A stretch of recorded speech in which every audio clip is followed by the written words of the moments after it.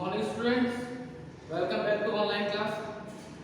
Today in the last video we have studied about the disability, meaning of disability, meaning of disorder, types of disability. Okay, so आज हम पढ़ेंगे causes of disability. पहले तो division ले लेते हैं disability का, इसके हमारे टाइप क्या थे, इसके हमारे टाइप थी कॉग्निटिव डिसेबिलिटी में तीन टाइप की थी, हाइपर एक्टिविटी, मेमोरी डिसऑर्डर और डिसलेक्सिया। इसके बाद हमारा था इंटेलेक्चुअल डिसेबिलिटी और third one was physical disability. ठीक है, आज हम पढ़ेंगे what are the causes of disability. मैं सबसे पहले हमारा है पॉवर्टी। ठीक है, पॉवर्टी जो है हमारा सबसे बड़ा कॉज है डिसेबिलिटी का, क्योंकि देखो भारत में सबसे ज्यादा जो है गरीबी है, भूखमरी ज्यादा है। ठीक है, और इसमें क्या है कि जैसे छोटे बच्चों को उस टाइम में जो जो न्यूट्रिएंट चाहिए होते हैं, ठीक है, अगर न्यूट्रिएंट प्रॉपर अमाउंट में अगर उस बॉडी में मिले तो इट मीन उसको कोई डिसेबिलिटी नहीं होगी। अगर प्रॉपर तरीके से न्यूट्रिएंट नहीं मिले, ठीक है, जो बॉडी की इसको रिक्वायरमेंट है, तो इट मीन उसको कहीं ना कहीं डिसेबिलिटी का कारण हो सकता है। जैसे बच्चों में कहते हैं प्रोटीन बहुत ज़्यादा मिलना चाहिए, अगर प्रोटीन नहीं खाएगा तो उसमें क्या हो सकता है, एक मरासमस की क्वाशियोर्कर एक बीमारी है जो उसको हो सकती है, मरासमस एक बीमारी है जो उसको हो सकती है। ठीक है, तो पहला हमारा पॉवर्टी है, दूसरा हमारा है mental health problem. Mental health problem is also the cause of disability. Why? कि अगर कोई सबसे ज्यादा बहुत ज्यादा सोचता है, ठीक है, बहुत ज्यादा सोच रहा है तो वो कहीं ना कहीं डिप्रेशन का शिकार है।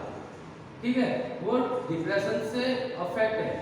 ठीक है, डिप्रेशन भी हो सकता है, बहुत ज्यादा एंजाइटी भी हो सकती है, उसको एंजाइटी होगी ज़्यादा तो कहीं ना कहीं उसकी बॉडी जो है प्रॉपर तरीके से वर्क नहीं करेगी, तो वो हमारा क्या कॉजेज हो गया।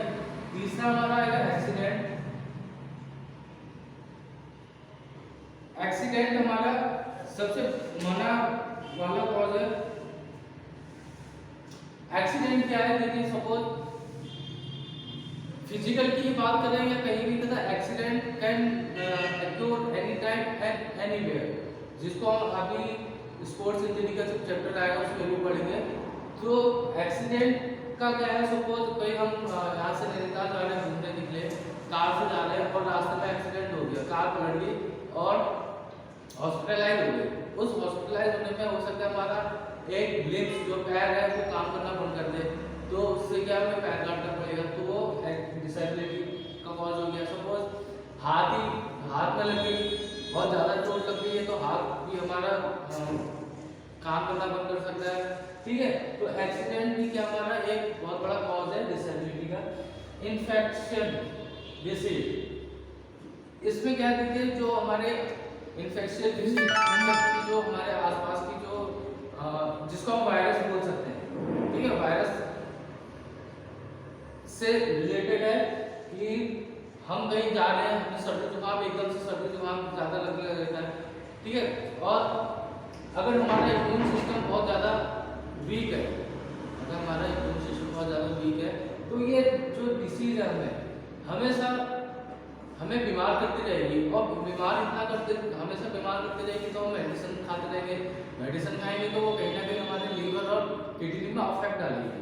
ठीक है, तो इसीलिए बोला जाता है कि हमारा जो इम्यून सिस्टम है, रोग प्रतिरोधक क्षमता है, वो हमारी स्ट्रॉन्ग होनी चाहिए। जैसे आजकल के टाइम में कोरोना वायरस बहुत चल रहा है, ठीक है, कोरोना भी उन्हीं को हो रहा है जिनका इम्यून सिस्टम बहुत ज़्यादा वीक है। जिनका इम्यून सिस्टम स्ट्रॉन्ग है तो उनको कोई भी बॉडी को अफेक्ट नहीं दे रहा है corona virus. Okay, nuclear accident क्या है, देखिए कि 1945 में हिरोशिमा और नागासाकी, जो जापान का ये जगह है हिरोशिमा और नागासाकी, उसमें न्यूक्लियर बम फेंका गया था। ठीक है, न्यूक्लियर बम फेंकने के बाद आज भी सुनने में आता है कि वहाँ पे जितने भी बच्चे पैदा होते हैं वो हमेशा अपंग ही पैदा होते हैं, या तो उनका मेंटल लेवल बहुत वीक होगा, या मसल्स, पैरों की मसल्स में पावर नहीं होगी, या हाथों की मसल्स में पावर नहीं होगी। तो ये जो न्यूक्लियर एक्सीडेंट है, न्यूक्लियर बम फेंका जाता है, तो उसमें वहाँ की जो इस बम की जो पावर है, तो वहाँ के उतने पूरे एरिया को डैमेज कर देती है। ठीक है, वहाँ का जो एनवायरमेंट है उतना अच्छा नहीं रह पाता, तो ये भी हमारा कॉज है। तीसरा है, नेक्स्ट है हमारा वॉर भी बहुत ज़्यादा कॉज है डिसेबिलिटी का। ठीक है, जैसे इंडिया पाकिस्तान में ही कहीं से लड़ाई हो जाए या चाइना की किसी से लड़ाई हो जाए, तो वहाँ पे जितनी भी सेना है, जितने भी हमारे सोल्जर्स हैं वो लड़ेंगे, तो कहीं ना कहीं वॉर में उनके हो सकता है हाथ खराब हो जाए, पैर खराब हो जाए। जैसे इस समय सुनने में आता है कि जम्मू एंड कश्मीर में आतंकवादियों ने इतने सैनिकों को घायल किया है, या हमारे इंडियन सोल्जर्स ने इतने आतंकवादी मार दिए, तो कहीं ना कहीं उनको अगर गोली लगी है, तो वो भी वॉर में क्या है, उनका उतना पर्टिकुलर पार्ट काम करना बंद कर देता है। ठीक है, वॉर की बात है हमारा dangerous working environment. Dangerous working environment means कि जैसे कोई बम बनाने की फैक्ट्री है, ठीक है, अब बम बनाने की फैक्ट्री तो वहाँ पे बारूद ही होगा, बारूद होगा तो वो कहीं ना कहीं उनके बॉडी में गलत इफेक्ट डालेगा।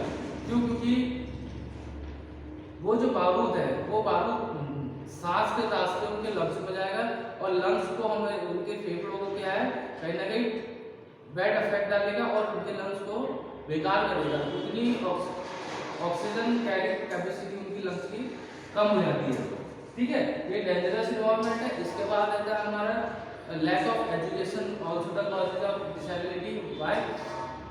कि किस इन्वायरमेंट में हमें काम करना चाहिए। अगर एजुकेटेड इंडिविजुअल अगर एजुकेटेड होगा तो उसे पता होगा कि मेरे को इस इन्वायरमेंट में काम नहीं करना है, जो मेरे स्वास्थ्य के लिए, हेल्थ के लिए प्रॉब्लम क्रिएट कर सकता है। तो एक और हमारा ये भी है एजुकेशन, लैक ऑफ एजुकेशन। तो student these are the causes of disability. पहला है हमारा पॉवर्टी, गरीबी, जो हमारे इंडिया से दूर होनी चाहिए। Mental health problem means depression, ज़्यादा सोचने वाला व्यक्ति नहीं हो, ज़्यादा सोचना नहीं चाहिए। Accident is also the cause. Infectious disease, जो हमारे आसपास का जो वायरस होता है उससे भी होता है। न्यूक्लियर एक्सीडेंट, जो हमारे न्यूक्लियर बम से रिलेटेड है। वार, जो युद्ध से रिलेटेड है। डेंजरस वर्किंग इन्वायरमेंट मींस कि हमें ऐसे ही इन्वायरमेंट में काम करना चाहिए जहाँ हमें हेल्थ को हमारी ज़्यादा परेशानी ना हो। तो these are the causes of disability. In the next video we will study about the next topic. Okay, thank you very much.